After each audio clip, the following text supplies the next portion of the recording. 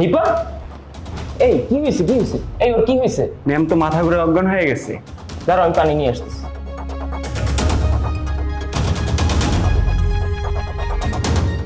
এই তুমি তাকাইছো কেন? অজ্ঞান হও, এসে পড়বে তো।